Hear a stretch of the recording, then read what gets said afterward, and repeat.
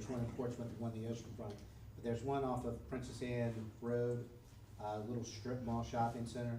It's a great Italian restaurant, but if you like sheet crab soup or crab soup, it is the best crab soup ever. And award-winning up and down the East Coast, but just delicious if you're into crab soup like I am, so. Italian themed here. Yeah, really. Well, since we're sticking with the beach, I can't remember the name of the place in Chesapeake that I like so much. I'm gonna go with, Craft Burger Bar on Shore Drive. And when I think of it, I'll send y'all an email. Does it, are y'all getting the emails? Those of you who come regularly, do you get the emails that tell you what everybody said for food? No? No. I don't check my own email, Well, so, yeah, but no. Lori, you should only be getting them if you came to the meeting, then she usually sends them out, so. I'll send a couple of them out, cause I don't know if she's been doing that lately. She might need a reminder. I made her a little bit busy. So, today, we're having a speaker from Samaritan House, and I might need to waste a little bit of time here. Nope, I got the go-ahead to be okay. Come on up. Do you need to, Which one is the on? Just hold that down? Or am I ready, or you wanna? we're ready. Oh, okay, fantastic, we're I'll let ready. you introduce yourself. Yeah. And have the floor. Test, test. Oh, hey. I don't know that I'll need that, but, just in case, for those in the back. For the, I know, I'm Kate Celius. I'm the Senior Development Manager at Samaritan House. I'm gonna back up a little bit here so I can see everybody.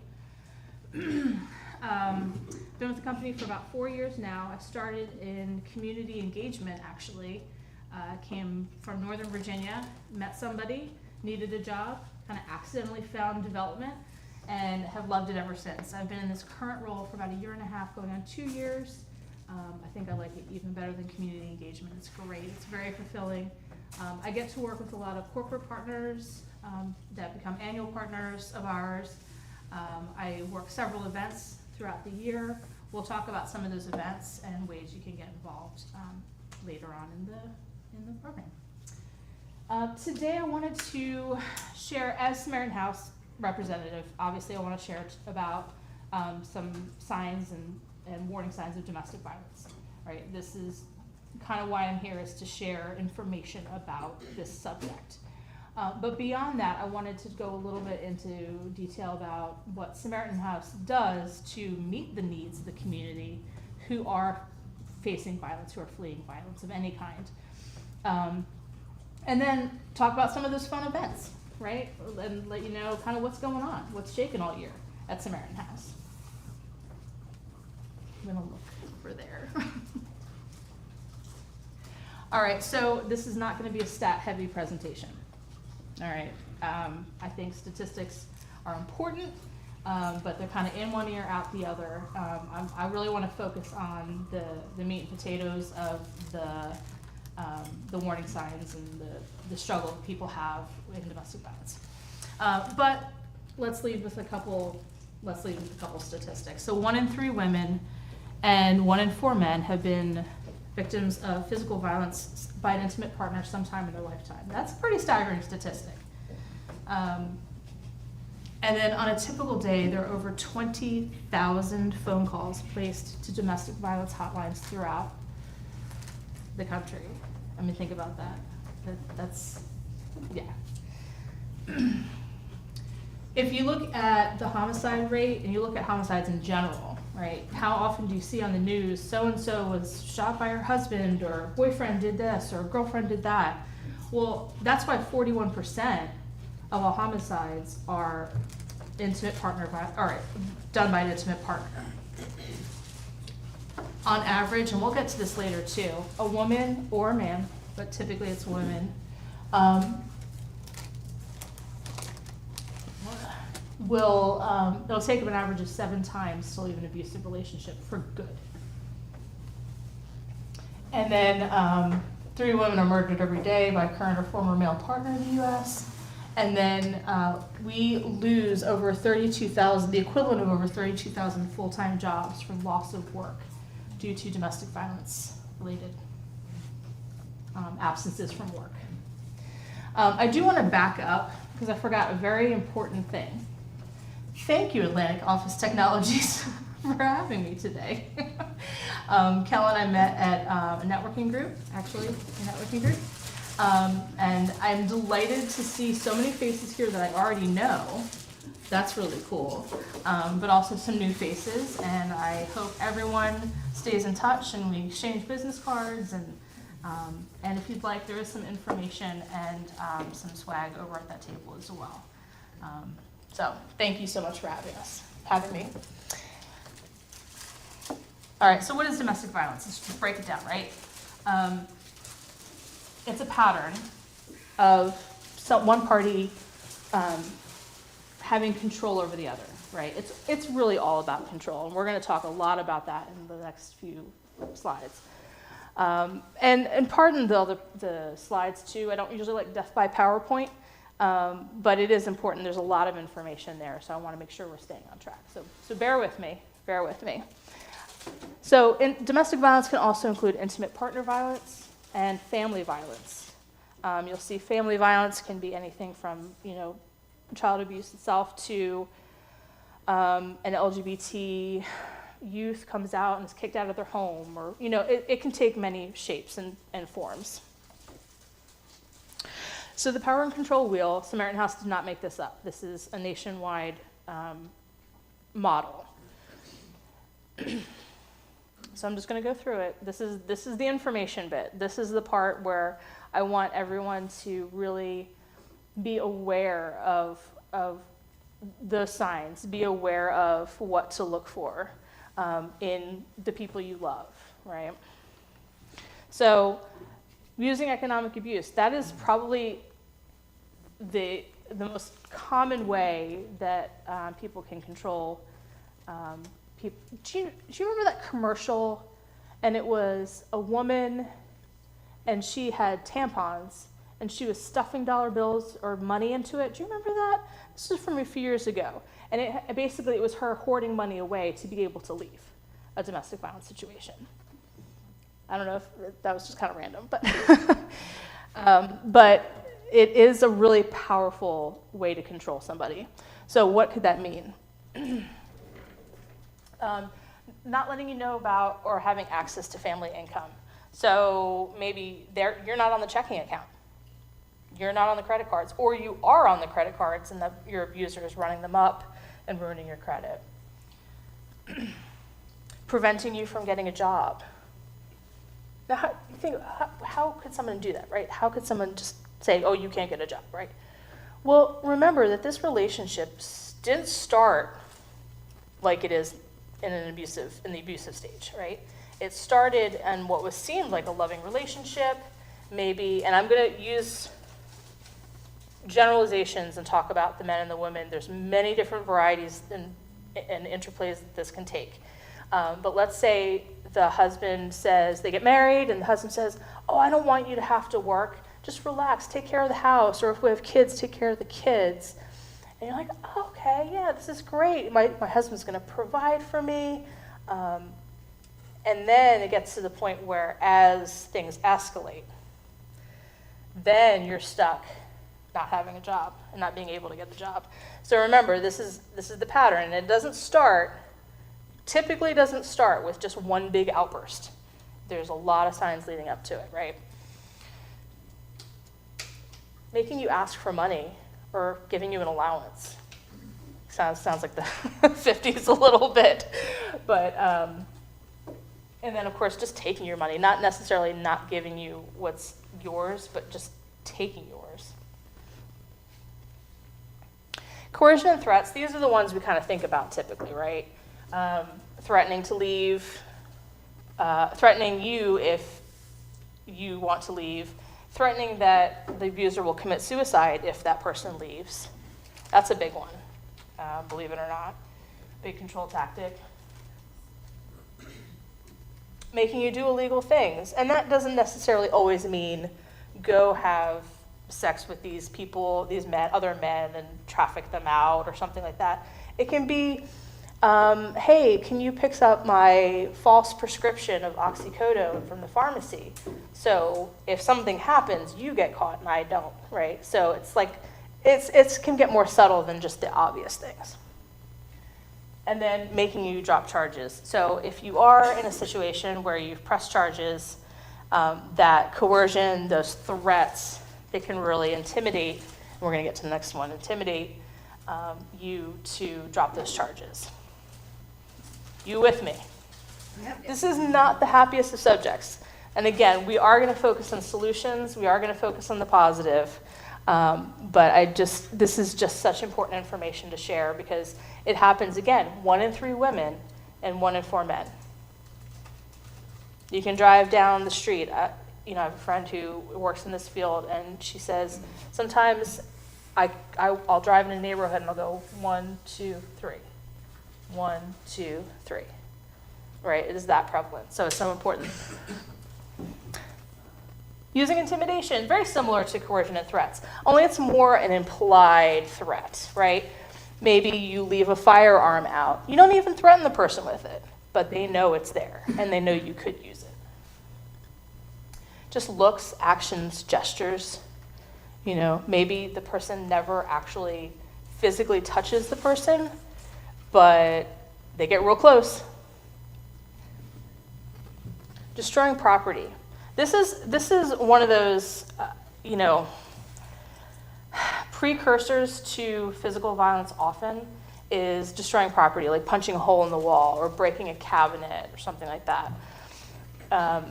And that can be very intimidating. Again, it's letting you know this could happen to you, right? What's happening to this cabinet over here could happen to you. Smashing things. And then really sadly, I'm abusing pets. I hate covering this particular one. Just the threat of, I'll hurt your pet or whatever. Yeah, we'll just move on from that one. All right, emotional abuse. Making you feel bad about yourself. You're too fat, you're too ugly, no one else would love you, I'm the only one that's gonna love you. Making you think you're crazy, right? Gaslighting, that didn't happen. And then you hear that enough and you start to think, wait, how did this happen? How did this transpire? Am I thinking this wrong? Making you feel guilty, playing mind games again, just calling you names, right? Just blatantly calling you names, putting you down, and humiliating you. That could be in front of your family, in front of colleagues, your children.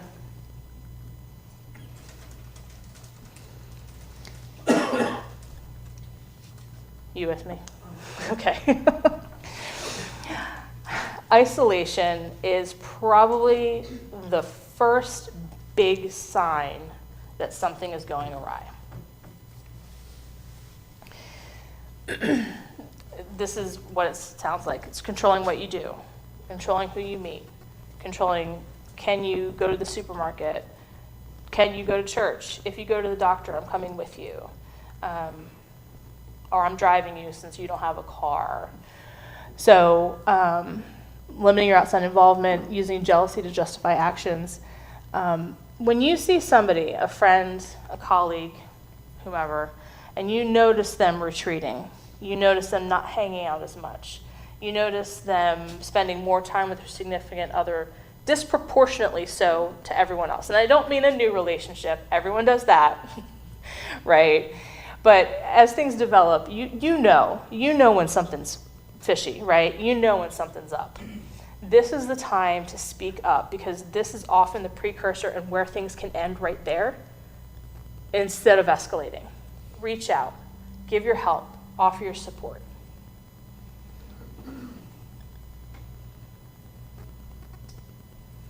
Minimizing, denying, blaming, okay?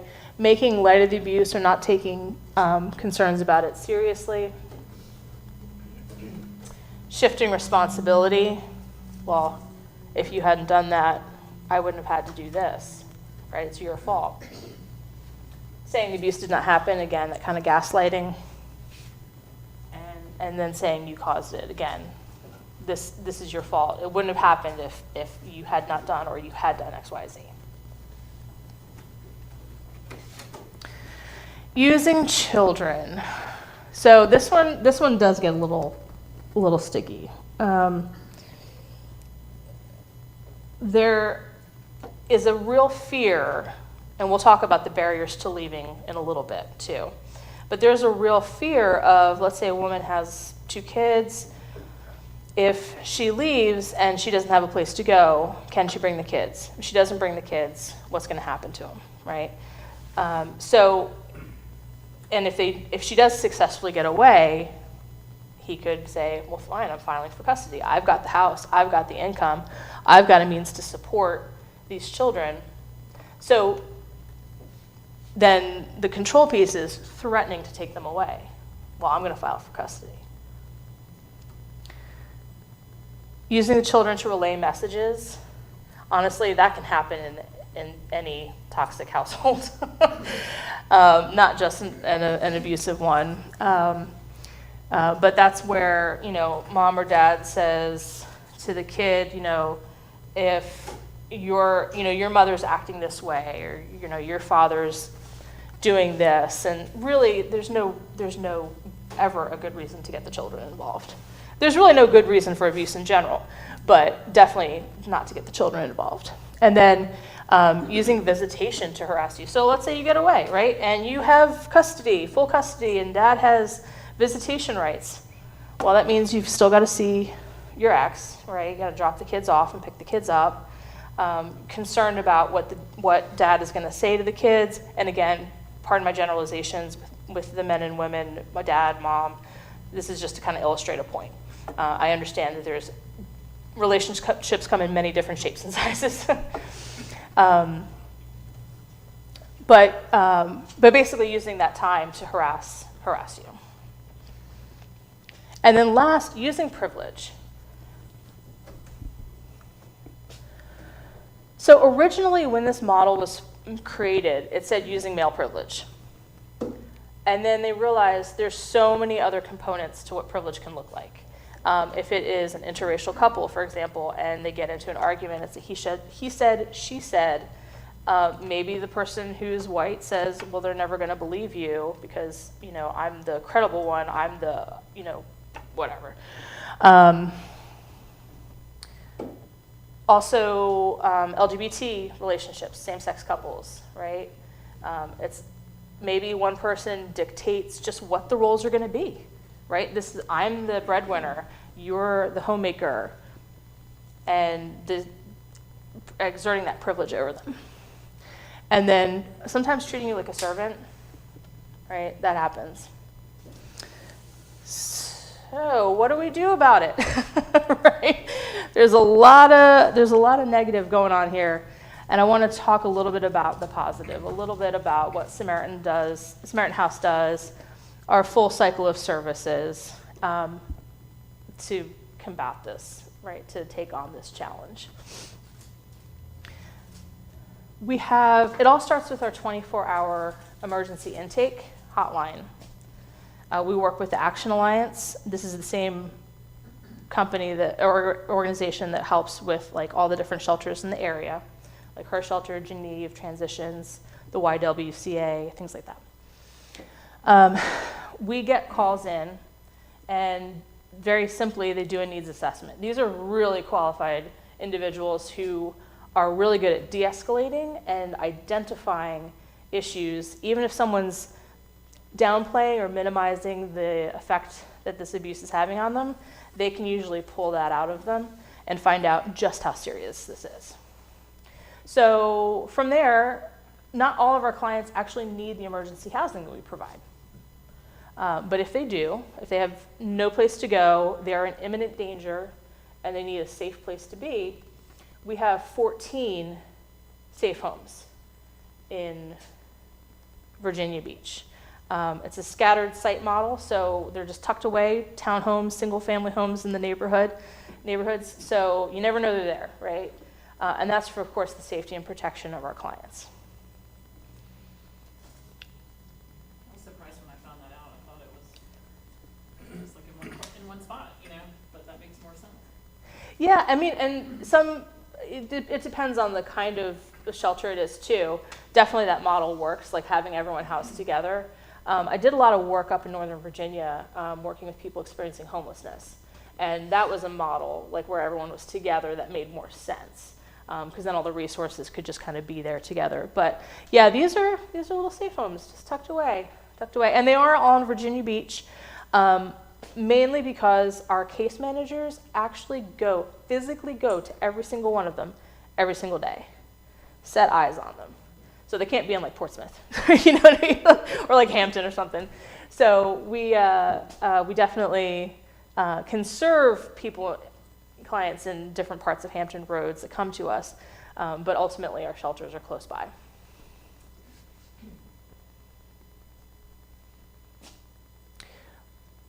Every client is assigned a case manager. So the case manager, they've got the housing, they've got the stability, they're getting the resources, they're getting a chance to breathe, right? Now they need the resources. So that could be anything. We have a support group that's weekly. We have therapy services. Obviously, a lot of people we refer out to counseling.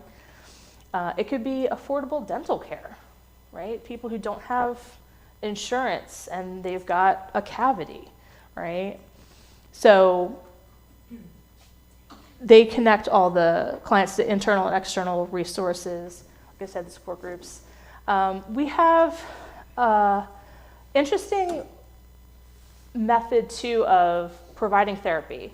So we actually partner with an agency that does equine therapy. You guys do that with the horses, art and play therapy for the kids. And I should take a step back too. That 24-hour intake hotline, when a parent comes in with kids, that kid gets a needs assessment too. They determine where the kid's going to school, what level of care do they need, physical attention, malnutrition maybe, counseling, art and play therapy, equine therapy. So we try to give everybody that same care and attention, not just the adults, because we realize whether the kid was vicarious trauma, or like they witnessed it, or they actually experienced it, that is really impactful on their development in general, just them, how they grow up, right? So we do that. And then I mentioned victim advocates. They're not attorneys, but they do provide assistance with legal paperwork. Our most common one is a protective order. But they do something that I really think is kind of special. Don't tell the other departments I said this. I think this is probably one of the most critical components that Samaritan House provides, and that is the victim advocates can go with the clients to court. That is huge. That is huge. So many people, unfortunately, victims, survivors of domestic violence, drop charges because they just can't bring themselves to be re-traumatized. They don't want to face their abuser and his family or their family outside the courtroom staring her down. Like that happens. And to have somebody physically, literally in your corner makes all the difference. And that really increases the rate of people deciding that they want to continue to press charges and go through with court dates, the court system, legal system. And then I mentioned emergency housing. Once they go from emergency housing, which for domestic violence clients is not that long, actually. It's like 30 days, 60 days, maybe 90 days. That's, again, just to get them safe, get them stable, let them catch their breath, get a roof over their heads, away from their abuser, food on their table, away from their abuser. But where do they go from there, right? We can't just say, okay, adios, we have more people coming in, and we do. We constantly have more people coming in. So what do you do, though? So let's say we talked about that financial control piece, right? Let's say your abuser ran up credit cards in your name, totally destroying your credit, or kept all the finances from you, and you have no credit. Maybe you have no job. You have no income. How on earth do you get housing without all those components, right? So that's where places like Samaritan House come in, because we do have the grant funding to pay first and last month's rent, to pay the security deposit, to subsidize rent for a year plus, whatever it takes, while the client is getting back on their feet, going back to school, getting a new skill, getting a job, whatever that looks like, getting back on their feet into self-sufficiency. If you look at our mission online, it mentions self-sufficiency. I know I did that to that table too. It's very wobbly. But we want to provide not just safety, but promote self-sufficiency, right? We want people to not just survive, but thrive. That's the whole point of this, is they're starting a new life. They're starting a new life. How can we help them? And these are some of the ways we help them. That housing piece, we have housing locators who have relationships with over 90 property management companies, leasing agencies in the area to combat that problem, because they have the relationship. The client doesn't need to have the income. The client doesn't need to have the good credit, because we're vouching for them, right? We're saying, hey, we've got this client, she's working on this plan, she's got this income coming in from like the state or, whatever it is, what can we do? How can we make this work? And then we'll foot the bill for a while that person gets back on their feet. Self-sufficiency. Any questions? That's a lot of services. Any questions about that? Yeah. How do you talk to somebody who's in an abusive relationship, not experiencing the barriers, Right. and still just goes through the cycle? So, and I'm speaking very specifically about a situation where he's abusive, Mm-hmm. and then he's nice for a day, and she's like, oh, it's all good. And then it cycles right back through over and over and over. And one of her best friends trying to get her out, and it's like none of these barriers exist. Mhm. Like her parents will fund getting out, buy her a house, like all this stuff exists, but she's not. She's not ready. Yeah, she's just waiting until she gets really beat up, and like what's the solution there, or how can we help someone in that situation Did I miss the? in a healthy way? Yeah, absolutely. Did I have the barriers to leaving up here? No. Okay. I thought I had barriers.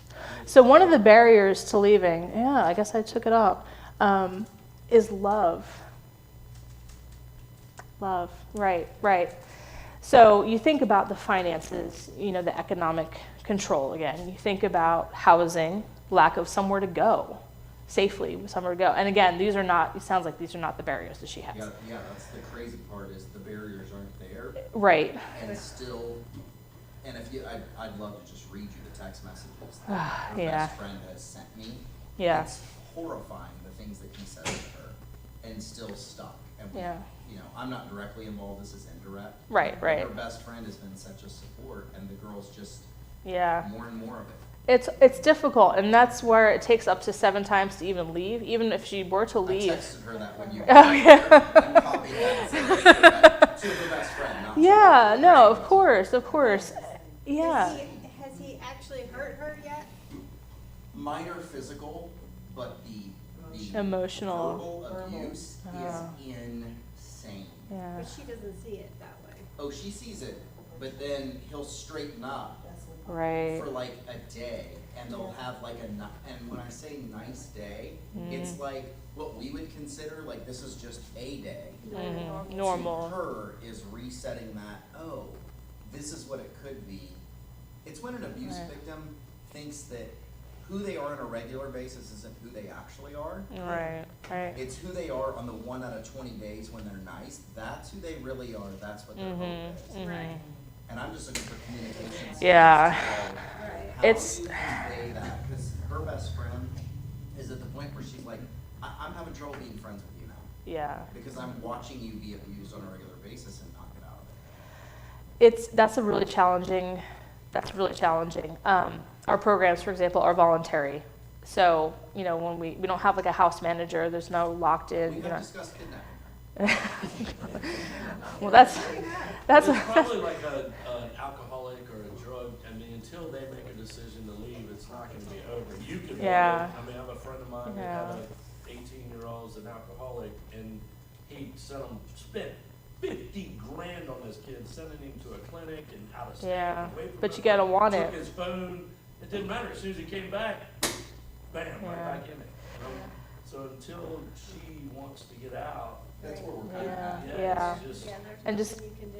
and you can provide her the resources, and if she can at least get in front of or get on the phone with, say, like an intake person or something at one of these shelters, whether it's Samaritan House or whatever, her shelter, wherever, right? Depending on where she is,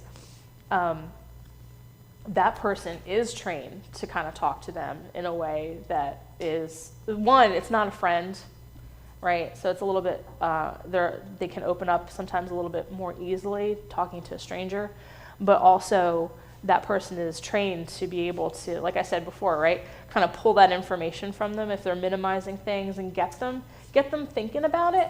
You know, our case managers get them thinking about it, but all you can do is just give her the resources and give her the resources and give her the resources. And if she bites, she bites, you know, but. What city does she live in? That would be Chesapeake. Yeah, Chesapeake. So, Geneve Geneva? shelter, Chesapeake. It is her shelter. Oh, okay. Why was I thinking? Never I mind. don't know what you were thinking. I don't know. What was I thinking? I don't know.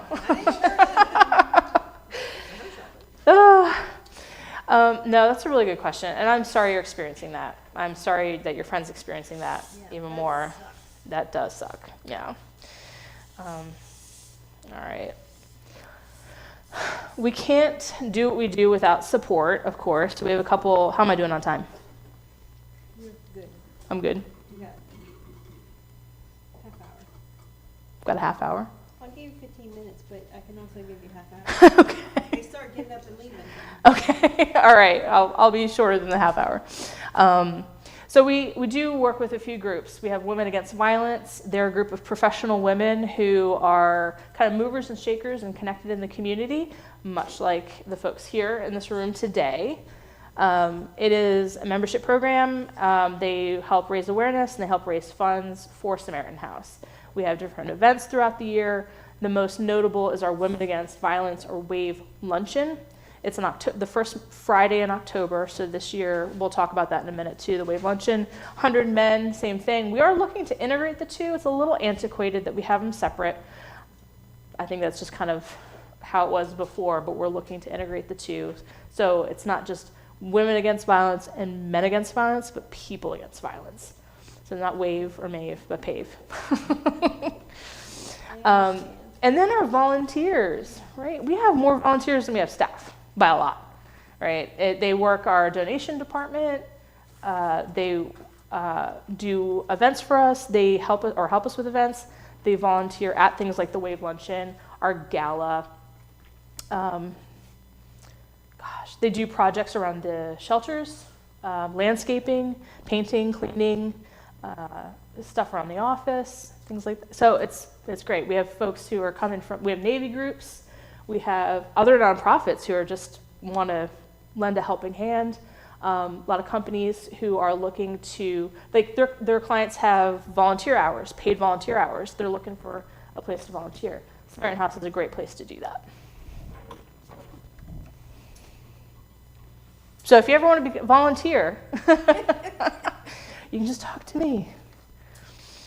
We do work with a few also underserved populations. And I didn't put a whole lot of detail there because, again, I didn't want to get statistic heavy. But these are areas that are typically, underserved, but also a high incident rate of domestic violence within these communities. And we do LGBT, Black and African American, and older adults or people with disabilities. And these are grant funded. This is not just because we think we want to meet once a month about these, just to chit chat about them. But we actually go out in the community and we advocate and we provide information. We have that power and control wheel. There's one for the LGBTQ community because some of the dynamics can be a little bit different than a heterosexual couple or heteronormative couple, right? Black and African American, the rates like just skyrocket for domestic violence, unfortunately. And then you think about elder abuse, right? Not just the physical, but, daughter takes mom to the bank to withdraw $75,000 because she, you can tell, kind of undressed. I used to work at a bank, Wachovia, back in the day, and that actually happened to me. I had to kind of red flag them because daughter came in and said, oh, my mom wants to withdraw this money because we're going to buy a house, or I'm going to buy a house, or something like that. And you could just tell the mom was a little nervous. She was older, and it's just, it was a sad. You Stop it. I couldn't stop it, but I did flag them, and my boss did something about alerting like authorities or something like that, just to kind of keep an eye on things. But like I couldn't say no, you can't, right? So it was hard, but so we did work through it, but not exactly how I wanted. So I'm really proud of these, actually. I'm the chair of the LGBT one. I'm really proud to be a part of that. I think it's getting good information out, just like we're doing today, about these underserved communities. All right, so I want to talk a little bit about some of the stuff that happens throughout the year, what Samaritan House does, right? So January is Human Trafficking Awareness Month.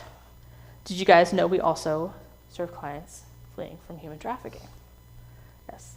Does anybody know, Debbie, you can't answer this because we talked about it. Does anybody know where Hampton Roads ranks nationally for human trafficking? It's 15. Yeah.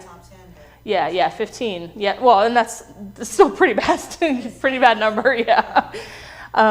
So we rank Hampton Roads 15th in the nation.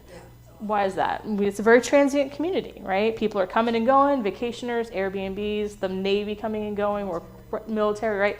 We're off the I-95 corridor. You don't know your neighbors like you used to because of, again, vacationers and everybody coming and going, especially out on the ocean front. So we pay attention to that. And then in April is Child Abuse Prevention Month. I'm showing you some murals that we had done by local artists. The one on the top left was actually based for Child Abuse Prevention Month. I'm staying in front of them looking at this. The one on the top left was done, and the artist conceptualized it and had 4 different types of flowers, and the flowers meant different things like hope and strength and bravery, and it was really kind of cool, and we had an unveiling. That one's down in the railroad district in Norfolk. This one is in the Vibe district, and then this guy here right as you're going down, get off 264, right into the ocean front. Where is that? Is that 21st, 19th? Right there. Just dumps you right there. On the left, there's a big yellow wall with that on it. It's cool. That's ours. So it raises money, but it also raises awareness. You know, what a great talking point and conversation starter. Okay, annual events. Then I'm done. Okay, you're gonna make it. All right, fantastic. I keep looking this way. I'll look this way. Gotta get a little louder.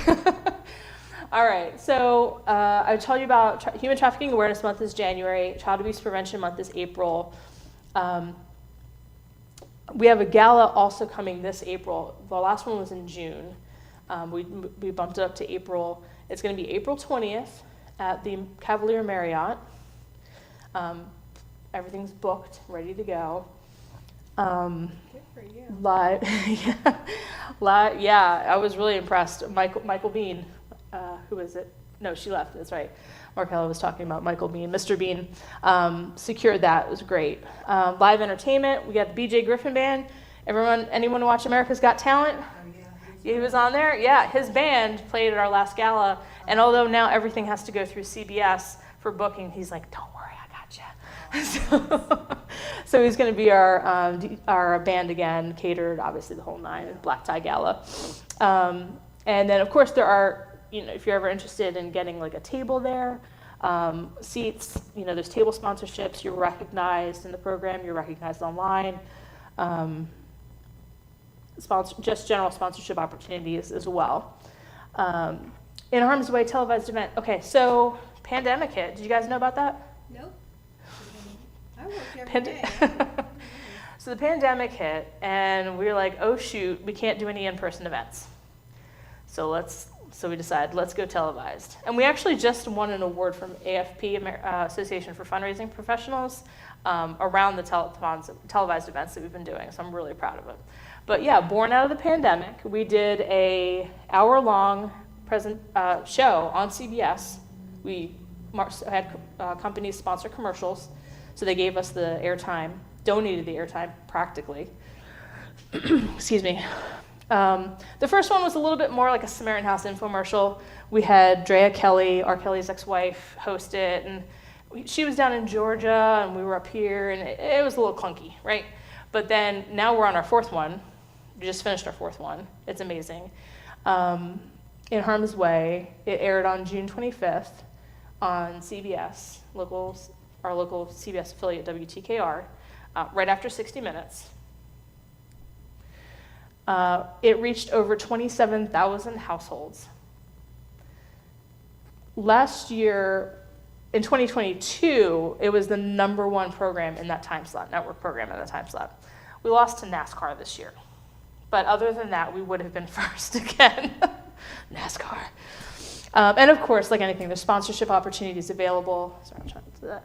And then commercial spots. Imagine having a 15, 30, 60-second commercial in prime time on CBS. So it's really cool. A lot of our corporate sponsors like that visibility. October is a busy month. We just finished Domestic Violence Awareness Month. So next year, that Women Against Violence luncheon I was talking about is going to be on October 4th. We don't have a speaker yet, but usually there's about over 300 people in attendance. So it's at the Westin Town Center. It's not a small affair. It's pretty big. But this year we had a speaker who is actually local to this area. She's a survivor. It was teen dating violence that kind of still continued into her adulthood as she got married to this abuser. And then we do present Brooke Briggs Community Awards. Let's see, sponsorship table and tickets opportunities are available. Are you seeing a trend here? And then Paint 757 Purple is where we engage local businesses, restaurants, breweries, salons, gyms, etc. For the entire month. It culminates on Wear Purple Day, so next year it's going to be October 17th. Sponsorship opportunities available. Oh, there we go. Fantastic. If you know of a place that, like a brewery or a restaurant, maybe one of those favorite restaurants of yours, and you think they would make a good host, talk to me, and I'll talk to them. That's not till October, but we're already thinking that far ahead. How big of a space? It can be any size. So what we typically do is we try to have, for that day, have them donate a percentage of their sales. And then what we do is we have a host come in, engage with their customers, and enter our raffle. And then that also generates some more buzz around the event. So it's not really, I wouldn't pick like a coffee shop, but we had great success at Calypso, really helped us out at the oceanfront. Benchtop Brewing right down the street in Ghent. We've had a few Gershwins in downtown really help us out through the last couple of years that we've been doing this. And yeah, so. I know New Realm and Shorebreak both have programs for that. That's awesome. Yeah, New Realm I didn't get this year, but we got about 9 or 10 breweries, so I'm hoping to expand that next year. And their food trucks, because that's where also the money is. And then December, Home for the Holidays. There's different ways to get involved. Obviously, sponsorship, supporting families, supporting the maintenance of the households, the emergency shelters. You can sponsor a family or families. It's getting a little late for that, but it's not impossible if you want to. We'd get like a little wish list, and it would have things like boy, age 6, pant size, shoe size, shirt size, likes Batman, whatever. And you'd have the whole family, parents included, and you would buy the gifts for them and bring them into the office, and then our case managers deliver them. So it's really a cool program. So that's happening right now. And then you can also donate holiday trees or decorations. We used to go in and decorate the shelters, but then we decided, you know what?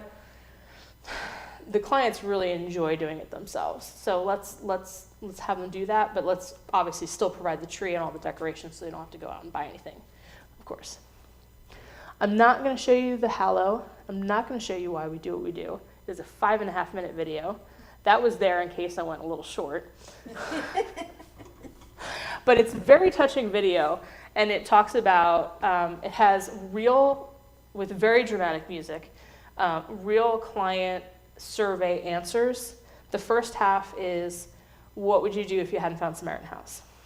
The second half is, talk about something positive you experienced with Samaritan House. Some of the answers are heart-wrenching, like I would be on the street with my abuser, or suicide, or, you know, it's definitely, but then it turns to the positive again. You know, we want to make sure we're impacting the lives, and some of those comments are so touching. But I did want to thank you all. Again, it was so good to see some familiar faces. Please, my card is on the table as well. Grab one of those, and I'd love your card as well if I don't already have it. Thank you, Atlantic Office Technologies. Thank you, Lori. Thank you, Kellen, for having me today. Absolutely. And I hope you got some good information out of it. Okay, All good right. deal. Thank you so Thanks. much. Good job. It's a hard subject. Good job. That's a hard subject, yeah. It's a hard subject. Just hold it down again.